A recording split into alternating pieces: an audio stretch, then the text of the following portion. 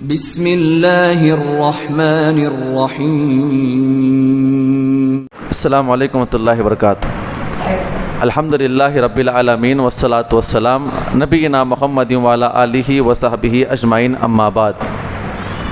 وقال اللہ تعالی فی القرآن المجید والفرقان الحمید، فاعوذ باللہ من الشیطان الرجیم، بسم اللہ الرحمن الرحیم، وما خلقت الجن والانس الا لیعبدون۔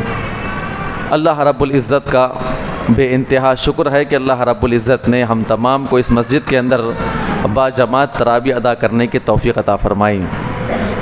بات چل رہی تھی ہماری کہ اللہ کے نبی صلی اللہ علیہ وسلم کو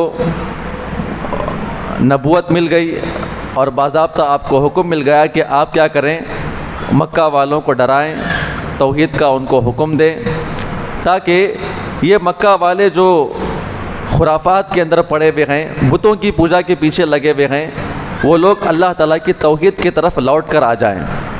اللہ کے نبی صلی اللہ علیہ وسلم کو اس بات کا حکم ملا تو سب سے پہلے امی خدیجہ نے اسلام قبول کیا، اور دونوں میاں بیوی کے بارے میں آتا ہے، فکر میں رہا کرتے تھے کہ اب کس کو دعوت دیں گے، کیونکہ یہ ایسی دعوت تھی کہ پورے کے پورے مکہ والے اپنے اپنے دین پہ رہا کرتے تھے، اور ان کے سامنے ایک اللہ کی توحید کی بات کرنا گویا ان کے معبود کو گالی دینے کے برابر تھا۔ اب یہاں پر جو مکہ کے حالات آپ غور کریں، کیونکہ اب یہاں پر چاہ کر بھی ابو طالب نہیں بچا پائیں گے، ہے تو اپنے متولی ہے نا، ان کا ایک بڑا مقام ہے، سردار ہے، لیکن دیگر جو سردار وغیرہ سیاسی سماجی سردار تھے، یہ سب کا سب معبود کیا ہے، وہ ایک ہی بتوں کی پوجا کرنے والے تھے۔ اب اللہ کے نبی صلی اللہ علیہ وسلم کی دعوت آپ شروع کرنا اور لوگوں کو دین کی دعوت دینا گویا اپنے پورے مکہ والوں سے اور ارد گرد کے جو تمام کے تمام علاقے والے ہیں ان سے دشمنی مولنے کے برابر تھا۔ آپ غور کریں، یہ بات آپ ذہن میں رکھیں۔ ایک اور چیز ہمیں تاریخ کے اندر ملتی ہے، جب اللہ کے نبی صلی اللہ علیہ وسلم کو نبی بنایا گیا تو مکہ جزیرۃ العرب کے باہر ایران، روم، ملک شام اور مصر، فلسطین وغیرہ یہاں پر جو ہے باضابطہ رومیوں کی حکومت تھی۔ کس کی حکومت تھی؟ رومیوں کی حکومت تھی، کیونکہ اگر آپ یہ تاریخ سمجھیں گے تو انشاءاللہ آپ مدینہ میں آنے کے بعد جو ہے میں یہ تذکرہ کیوں کیا آپ کو سمجھ میں آ جائے گا انشاءاللہ، ٹھیک ہے؟ تو جب پیارے نبی صلی اللہ علیہ وسلم نبی بنائے گئے تو عرب کے باہر کے جو علاقے تھے، ایران اور ملک شام، روم، جو میں نے ابھی نام لیا آپ کے سامنے، تو یہاں پر رومیوں کی حکومت تھی۔ کس کی حکومت تھی؟ رومیوں کی حکومت تھی۔ ایران والوں نے کیا کیا، ان کے تمام علاقے والوں کو قبضہ کر لیا اور فتوحات کیے، ان سے جنگ کیا اور ان کو کیا کیا، اپنے ملک سے نکال دیا۔ غالباً کئی علاقے نقل کیے ہیں، اس میں ایشیا کوچک ہے، فلسطین ہے، مصر ہے، اس طرح کے تمام علاقے کس کے انڈر میں آ گئے؟ ایران والوں کے انڈر میں آ گئے۔ اب اتنی زیادہ ان کی بڑی حکومت تھی اور بڑے بڑے 4 سے 5 یا 6 ملک جو ہے ایرانوں نے لوٹ لیا تھا، قبضہ کر لیا تھا۔ انہوں نے کیا کیا، ایک جرنیل کو بلایا۔ کس کو بلایا؟ جرنیل کہتے ہیں کہ کمانڈر، اور ان کا عقیدہ یہ ہے کہ جو کمانڈر ہوا کرتا ہے وہ اللہ کا کیا ہوتا ہے؟ نمائندہ ہوتا ہے۔ اگر کوئی انسان اپنے کمانڈر کی اطاعت کر لے، اس کی عبادت کر لے تو وہ اللہ کی عبادت کرتا ہے، وہ یودا ہے۔ یہ ان کا ایک عقیدہ تھا۔ اس کا نام کیا تھا؟ ہرکولیس۔ کیا نام تھا؟ ہرکولیس۔ اور اردو کے اندر یا اس زمانے کے اندر جو لفظ استعمال کیا، یہ تو انگریزی میں ہرکولیس اسے کہتے ہیں، اس کے بڑے بڑے کارنامے۔ یہ اتنا بھاری بھرکم جسم والا تھا، شیروں کا شکار کرنے والا، ہمیشہ اپنے جسم کے اوپر شیر کی کھال پھیلنے والا، اور اس کے بڑے بڑے کارنامے ہیں، جنگلوں کے اندر جا کے سانپوں کو مارنے والا، اس کی بڑی لمبی تاریخ ہے۔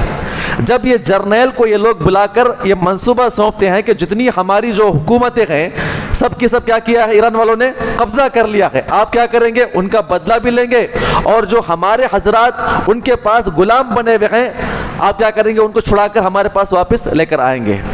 تو لہٰذا باضابطہ یہ واپس گیا، اپنے تمام کے تمام لوگوں کو لے کر جنگ کیا، اور جتنے علاقے قبضہ کیے ہوئے تھے سب کو مار کر بھگایا۔ یہ کب کی بات تھی؟ جس سال اللہ کے نبی صلی اللہ علیہ وسلم تقریباً 610 عیسوی، آج کتنا ہے؟ 2023 عیسوی ہے نا۔ 610 عیسوی کے اندر آپ کیا بنے؟ نبی بنائے گئے۔ تقریباً آج سے کتنے سال پہلے؟ ہاں جی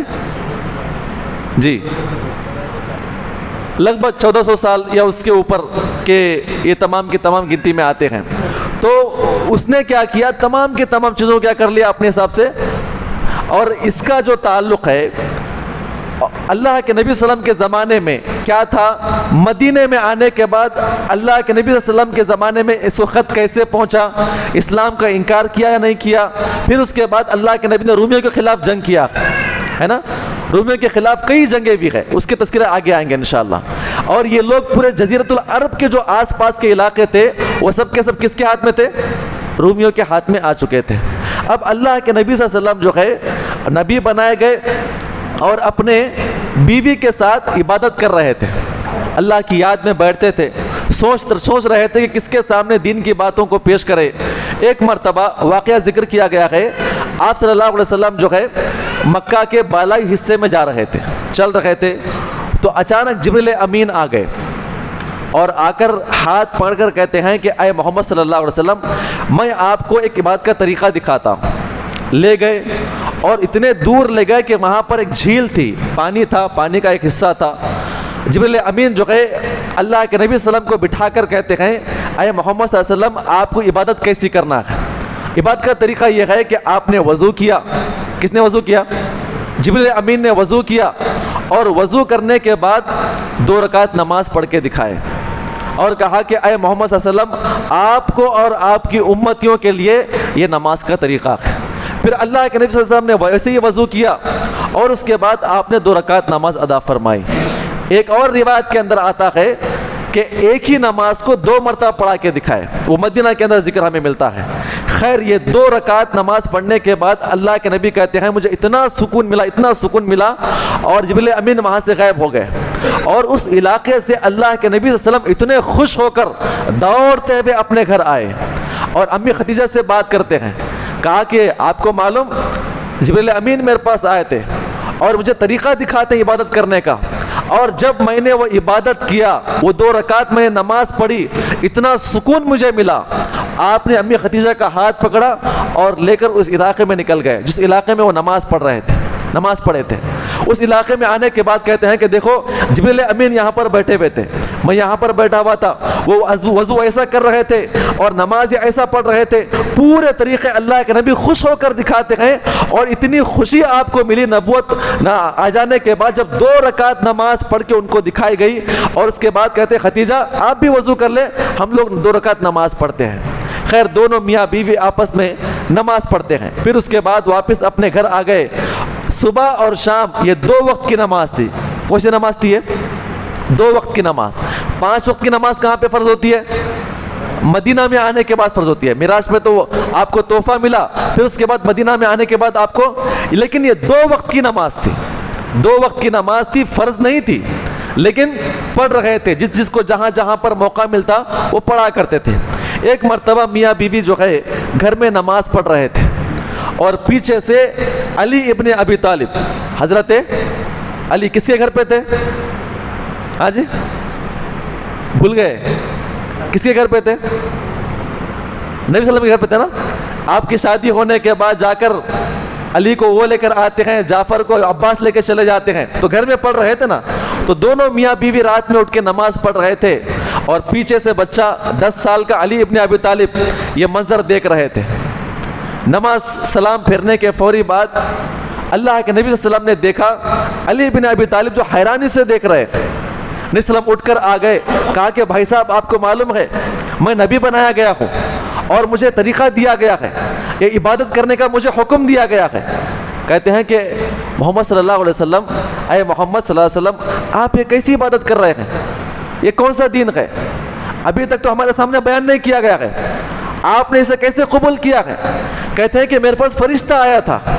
اور امی خدیجہ کہتی ہے کہ ہاں فرشتہ آیا تھا ان کے پاس, نبی بنائے گئے ہیں, ہم تمام کو ان کی عبادت اطاعت کرنے کا ہم کو حکم دیا گیا ہے, اور آج سے ہم کیا کریں گے؟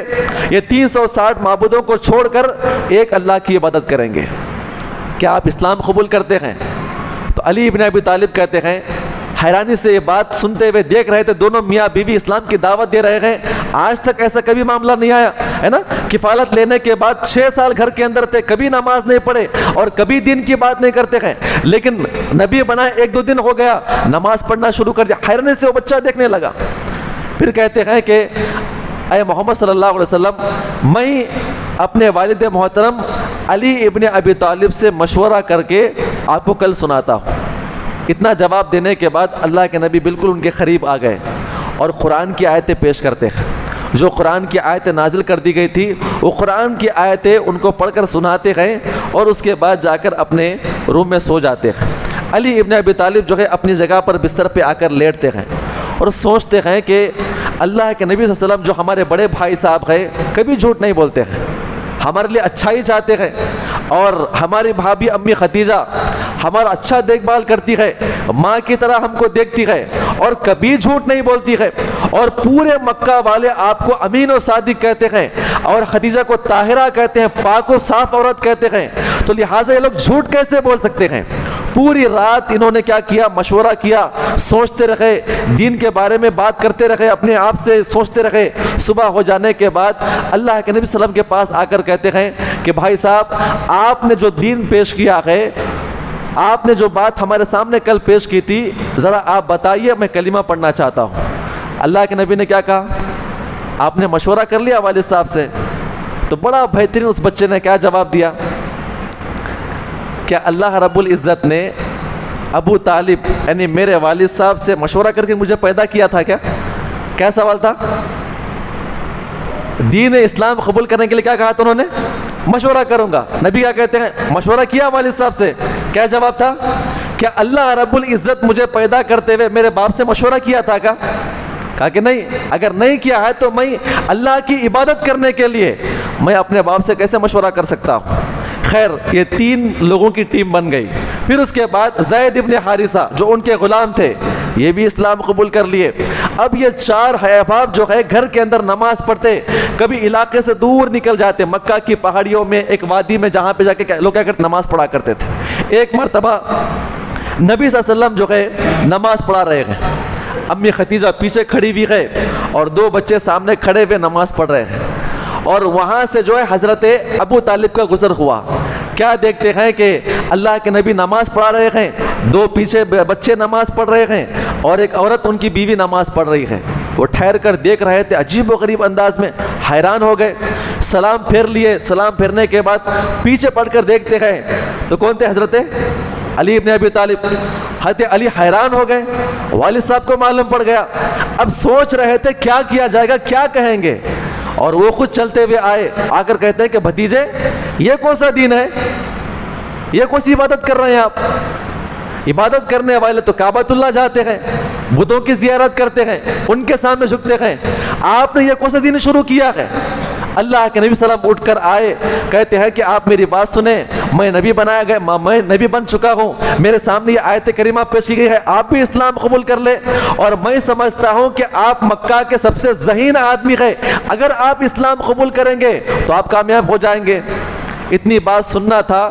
آپ غور کریں، علی ابن ابو طالب کہتے ہیں کہ میں اپنے باپ دادا کے دین کو نہیں چھوڑ سکتا، البتہ آپ جو بات کہتے ہیں اے محمد، آپ سچ کہتے ہیں، میں اس چیز کو مانتا ہوں، آپ واقعتاً نبی ہو سکتے ہیں، لیکن میں اپنے باپ کے دین کو نہیں چھوڑ سکتا، ہاں البتہ زندگی بھر میں آپ کا ساتھ دوں گا۔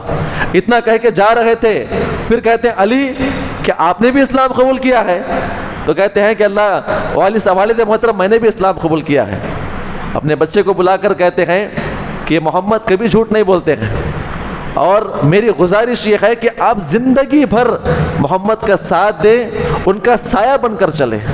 اور یہ وصیت والد صاحب کی تھی، آپ غور کریں، خلافت تک اور انتقال تک، اور جہاں جہاں پر بھی جنگ کی ضرورت پڑتی ہے، علی ابن ابی طالب نے ہر موقع پہ ساتھ دیا، ہر موقع پہ ساتھ دیا۔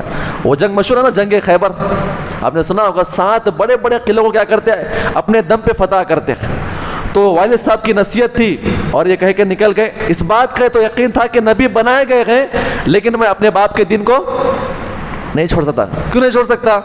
میں اس کعبۃ اللہ کا متولی ہوں، اور اس کے بعد میں ہی اگر دین کا انکار کروں گا تو بڑے معاملے ہو سکتے ہیں، لوگ تانے دیں گے، اس طرح کی باتیں ہوتی ہیں. ایک اور اس کے بعد واقعہ نقل گیا. تقریباً جو 3 سال تھا نا، شروع کے 3 سال سری دعوت تھی، چھپ چھپ کے دعوت چل رہی تھی، چھپ چھپ کی عبادت کر رہے تھے. اور اس کے بعد ایک اور صحابی اسلام قبول کرتے ہیں، یہ ان کا تذکرہ انشاءاللہ بعد میں آئے گا. تو یہاں پہ علماء کرام نے نقل کیا ہے، کیا نقل کیا ہے کہ ایک مرتبہ حکیم بن حزام کون تھے؟ یہ حضرت ختیجہ کے بھانجے تھے، ختیجہ کے بھتیجے تھے. ان کے گھر پہ ایک مرتبہ دعوت تھی. ان کی جو لونڈی ہے امی ختیجہ کے پاس آ کر کچھ بات کر رہی تھی. امی ختیجہ نے کیا کیا؟ ان کو دین کی دعوت دیا. کہا کہ آپ ایک اللہ کی بات مانو، ہمارے جو شوہر محمد ہے نا وہ نبی بن کر آئے ہیں. اس لونڈی سے رہا نہیں گیا، اور سارے لوگ محفل میں جمے ہوئے تھے، اور وہاں پر ابو بکر صدیق بھی موجود تھے، ان کو بھی دعوت ملی ہوئی تھی. سب لوگ آپس میں بات کر رہے تھے. حکیم بن حزام وہاں پہ کھڑے ہوئے، اور ابو بکر صدیق وہاں پر اپنے دوست سے بات کر رہے تھے، آپس میں بات کر رہے تھے. ساری محفل میں وہ باندی آ کر کہتی ہے کہ اے حکیم بن حزام، کیا آپ نے سنا ہے ختیجہ جو آپ کی کیا ہے؟ آپ کی حکیم بن حزام جو ہے امی ختیجہ کے بھتیجے تھے. کیا ہوئی؟ چاچی ہوئی، چاچی ہوتی ہے. تو کہتے ہیں کہ آپ کی چچی کہتی ہے، آپ کی چچی کہتی ہے کہ ان کے شوہر وہ نبی بن چکے ہیں. ابو بکر صدیق جو ہے باتوں میں مشغول تھے، یہ بات کانوں میں آ گئی، فوراً اس دعوت سے باہر نکل گئے اور اللہ کے نبی صلی اللہ علیہ وسلم سے ملاقات کرتے ہیں. کہا کہ دوست آپ کے بارے میں سنا ہو کہ آپ نبی بنائے گئے ہیں؟ کہتے کہ ہاں میں نبی بن چکا ہوں. اللہ کے نبی صلی اللہ علیہ وسلم نے ان کے سامنے دین کی باتیں پیش کی. فوراً بلا تعامل اس نے کیا کیا؟ اسلام قبول کر لیا، اور کہا کہ آج سے ہم آپ کے ساتھ ہیں، آج سے ہم آپ کے ساتھ ہیں. یہاں پر علماء کرام نے 1-2 باتیں نقل کی، وہ ہمیں سمجھنے کی ضرورت ہے. حضرت ابو بکر صدیق کا جو معاملہ تھا، ان کو اس بات کا علم ہو گیا تھا کہ اللہ کے نبی کون ہے؟ آخری نبی ہے. مرنے کے بعد اللہ تعالیٰ کے پاس ہمیں پہنچنا ہے. یہ جتنے بھی لوگ عبادت کر رہے ہیں بتوں کی، سب کے سب غلط بات ہے. انہوں نے اس مقصد کو لے کر اٹھے، اور ان کا مقام کیا تھا؟ علماء کرام نقل کرتے ہیں ان کا مقام یہ تھا کہ یہ اس زمانے کے پورے مکہ کے بڑے انصاب کے ماہر تھے. انصاب کہتے ہیں کہ ان کا قبیلہ کیسا ہے، ان کا خاندان کیسا ہے، ان کے باپ دادا کیسے ہیں، یہ کہاں سے آئے ہیں، وہ علاقہ کیسا مشہور ہے. اور اس کے علاوہ یہ وقت کے بڑے قاضی تھے، فیصلہ کرنے والے تھے، اور مکہ کے اندر جہاں جہاں پر بھی ضرورت پڑتی ہے فیصلہ لینے کی، مشورہ کرنے کی، کاروبار کا ہے، شادی کا ہے، اور اس کے علاوہ کسی اور معاملے کا ہے، تو ابو بکر صدیق کے پاس کیا کرتے لوگ؟ مشورہ حاصل کیا کرتے تھے. کوئی بھی معاملہ ہے، بچی کا رشتہ کرنا ہے، بچی کا رشتہ کرنا ہے، رشتہ کسی کی طرف سے آیا ہے، آ کر پوچھتے ہیں ابو بکر صدیق فلاں قبیلے کے بارے میں آپ کیا کہتے ہیں؟ ان کی بچی کا ہمارے پاس رشتہ آیا ہے، ہم اپنے بچے کی شادی ان سے کرنے والے ہیں. ان کا خاندان کیسا ہے، ان کے باپ دادا کیسے تھے، اور شادی کیسے کرتے لوگ؟ اوپر دیکھتے، باپ دادا، ان کے دادا پردادا کیا کیا کرتے تھے اور کیسے تھے. وہ جنگجو تھے، پھر وہ جنگ کے ماہر تھے، پھر وہ فلاں فن کے ماہر تھے، پھر وہ فلاں فن کے ماہر تھے، تب جا کر شادی کیا کرتے تھے. اگر ہماری بیٹی وہاں پر جائے گی اور دونوں کی شادی ہوگی تو کیا پیدا ہوگا؟ بچہ کیا پیدا ہوگا؟ اصل مرد پیدا ہوگا. کیوں؟ اس لیے کہ وہ چاہتے تھے کہ ہمارے بچے بہادر بنے. کیا بنے؟ ہمارے بچے بہادر بنے. اب پورے خاندان کے اندر یہاں سے وہاں تک سست لوگ ہیں تو پھر وہاں پر لوگ کیسے پیدا ہوں گے؟ ناچنے گانے والے تو لوگ کیسا پیدا ہوں گے؟ تو وہاں پر اصل مردانی کی بڑی بات تھی، فخر کی بڑی بات تھی. تو آ کر ابو بکر صدیق سے مشورہ کیا کرتے تھے. شادی کے مشورے کرنا، کوئی آرو مشورہ ہے، اور کوئی کام کرنا ہے تو مشورہ کیا کرتے تھے. تو انہوں نے کیا کیا؟ اپنے اس مقام کا فائدہ اٹھا کر عثمان غنی کو بلا کر کہتے ہیں اے عثمان غنی، آپ اسلام قبول کر لیں. کہا کیا بات ہے بھائی جان؟ کہا کہ ہمارے دوست جو محمد ہے وہ نبی بن چکے ہیں، آپ اسلام قبول کر لیں. گہری دوستی تھی ان کی، دوست کی بات کیسے انکار کر سکتے ہیں؟ سعد ابن ابی وقاص کو بلاتے ہیں، اے سعد آئیے ہمارے پاس. آ کے بیٹھ گئے ان کے پاس. کہا کیا بات ہے؟ کہا کہ آپ اسلام قبول کر لیں، ہمارے دوست جو ہے نبی بن چکے ہیں. کہا کہ آپ کہہ رہے ہیں، ہم بالکل ہم اس بات کو قبول کرتے ہیں. کہا عبد الرحمن بن عوف آئیے آپ. ہر دوست کو بلا بلا کر دین کی بات پیش کر رہے تھے۔ یہاں پہ علماء کرام نقل کرتے ہیں کہ جتنی باتیں آپ کو معلوم ہو، اگر آپ کے دوستوں تک وہ علم نہ پہنچے تو آپ نے ابھی دعوتی کام شروع ہی نہیں کیا ہے۔ کیا نہیں کیا ہے؟ دعوتی کام شروع نہیں کیا ہے۔ جو ہمارے متعلقین، جو ہمارے دوست احباب ہوتے ہیں، اگر ان تک صحیح دعوت نہیں پہنچی ہے تو آپ نے کچھ بھی دعوت نہیں کیا ہے۔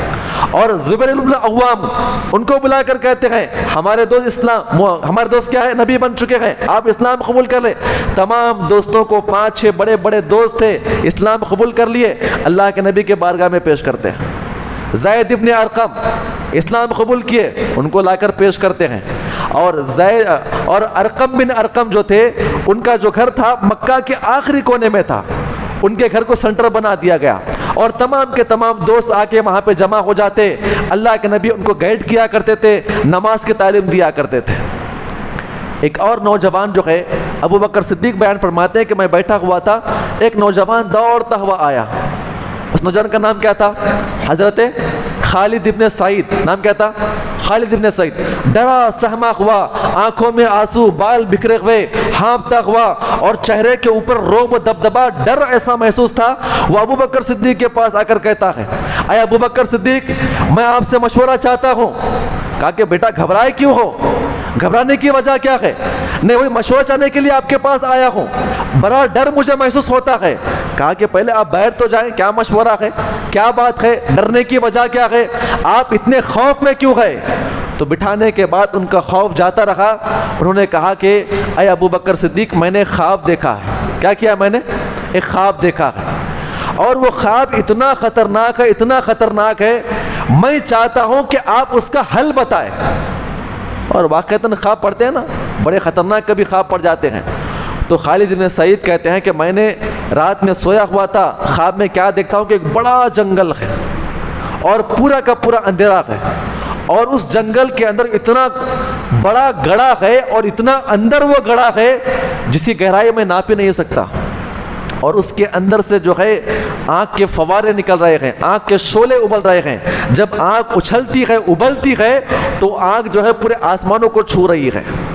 اور اس جنگل میں میں اکیلا آدمی اس آنکھ کے پاس کھڑا اس خطرناک خوفناک آنکھ کو دیکھ رہا ہوں، اور جہاں جہاں نگاہ جاتی ہے اتنا بڑا وہ گڑھا نظر آتا ہے، اور آنکھ پوری آسمان کی طرف چل رہی ہے۔ اور میں وہاں پر کھڑا ہوا تھا، کیا دیکھتا ہوں کہ اچانک میرا باپ پیچھے سے آیا، دوڑتا ہوا آیا، مجھے پکڑا اور گھسیٹنے لگا اور گڑھے میں پھینکنے لگا۔ میں رو رہا تھا، گر گڑا رہا تھا کہ والد صاحب کیا غلطی مجھ سے ہوئی، آپ تو میرے باپ ہے، باپ کوئی ایسا کام نہیں کرتا، اور اپنا باپ جو ہے اپنے بچوں کو کبھی کسی گڑھے کے اندر نہیں پھینکتا، یہ تو آنکھ کا گڑھا ہے، آپ کیسی بات کرتے ہیں۔ میں رو رہا تھا، سماجت کر رہا تھا، معافی مانگ رہا تھا، اور شدت کے ساتھ میں وہیں پہ بیٹھا ہوا تھا، وہ کھینچ کے مجھے گڑھے کی طرف لے کر آ رہے تھے۔ اے ابو بکر صدیق، کیا بتاؤں، اتنا ڈر اور خوف مجھے ہو رہا تھا، میں اسے بیان ہی نہیں کر سکتا۔ پھر کہتے ہیں کہ اس کے بعد میرا باپ میرے اوپر کیا ہو گیا، غالب ہو گیا، اور اس نے مجھے اٹھایا، میں معافی مانگ رہا تھا، منت سماجت کر رہا تھا، اور وہ اٹھا کر بالکل گڑھے کے قریب لے کر آئے اور مجھے پھینکنے ہی والے تھے، کیا دیکھتا ہوں کہ ایک آدمی پیچھے آیا، اس نے مجھے اٹھا کر کیچ کر لیا، جہنم کے گڑھے کے اندر گر رہا تھا آگ میں، انہوں نے مجھے پکڑ لیا، اور میں دیکھتا ہوں تو وہ کون تھے، آپ کے دوست محمد صلی اللہ علیہ وسلم تھے۔ ابو بکر صدیق یہ پورا خواب سنے، کہا کہ ڈرنے کی ضرورت نہیں ہے، آپ کو ڈرنے کی ضرورت نہیں ہے، میرا مشورہ ہے کہ آپ محمد کے دین کو قبول کر لیں۔ پھر رک گئے، کہا کیا بات کر رہے ہیں آپ، وہ کون سا دین لے کر آئے ہیں؟ نہیں، آپ ان کا دین قبول کر لیں، آپ کامیاب ہو جائیں گے، وہ نبی بنائے گئے ہیں، ابھی نبی بنے ہیں، اور ان کے بارے میں آپ جانتے ہیں سچا انسان ہے، قرآن کی آیتیں آسمان سے آتی ہے، فرشتے اس کے پاس آتے ہیں۔ میں سمجھتا ہوں کہ اگر آپ اپنے باپ کے دین کے اوپر رہیں گے تو کہاں پر گریں گے آپ، سیدھا کہاں پر گریں گے، جہنم کے اندر گریں گے۔ تعبیر بیان کرتے ہیں کہ آپ کے باپ کے دین کے اوپر رہیں گے، سیدھا جہنم کے اندر جائیں گے، اور آپ کا باپ چاہتا ہے کہ اپنے بتوں کی پوجا کرائے، اگر آپ ان کی بات مانیں گے تو کیا ہو جائے گا، لیکن اللہ کے نبی نے آپ کو کیچ کر لیا، پکڑ لیا ہے، تو اس کا مقصد یہ ہے کہ اس خواب کے اندر اللہ کے نبی کا آپ کو آنا اور آپ کا میرے پاس آ کے یہ سوال کرنا اور میرا یہ کہنا کہ آپ جا کے اللہ کے نبی کی بات کو قبول کر لو، انشاءاللہ آپ اس جہنم کے عذاب سے بچ جائیں گے۔ حضرت خالد ابن سعید جو ہے وہاں سے دوڑتے ہوئے اللہ کے نبی صلی اللہ علیہ وسلم کے پاس آئے اور آ کر یہ خواب بیان کرتے ہیں، اور آپ کے دوست نے ہمیں بھیجا ہے، آپ نبی بنائے گئے ہیں، تو کیا کریں آپ اپنا کلمہ ہمارے سامنے پیش کریں، آپ اپنا کلمہ ہمارے سامنے پیش کریں۔ اللہ کے نبی صلی اللہ علیہ وسلم نے ان کے سامنے کلمہ پیش کیا، جس کی بنا پہ وہ لوگ اسلام قبول کر لیے۔ ایسے کئی صحابہ کرام، عبداللہ ابن مسعود تقریباً یہ 3 سال کا عرصہ تھا، کتنے سال کا عرصہ تھا؟ 3 سال کا عرصہ چھپ چھپ کے لوگ اسلام قبول کر رہے تھے اور باتیں آگے نہیں پھیل رہی تھی، اور انہی لوگوں کے سامنے بات کر رہے تھے، یا تو وہ اسلام قبول کر لیں گے یا تو پھر انکار کر کے خاموش ہو جائیں گے۔ ایسے لوگوں کو دین کی دعوت دے رہے تھے۔ یہ 3 سال تک، کتنے سال تک؟ 3 سال تک معاملہ شروع ہوا۔ 3 سال ختم ہونے تک تقریباً روایتوں کے اندر آتا ہے 40 لوگوں نے اسلام قبول کیا۔ اب انشاءاللہ اس کے بعد جو ہے کل آپ کے سامنے بات پیش کی جائے گی، اور اصل دعوت جو شروع ہوتی ہے، کیسے مخالفتیں شروع ہوتی ہے، کیسے صحابہ اکرام کو مارا گیا اور کیسے شدت ان کے اوپر کیا گیا، انشاءاللہ کل آپ کے سامنے پیش کیا جائے گا۔ اللہ سے دعا ہے اللہ تعالی ہم تمام کو اس نے عمل کی توفیق عطا فرمائے، آمین۔ السلام علیکم ورحمۃ اللہ وبرکاتہ۔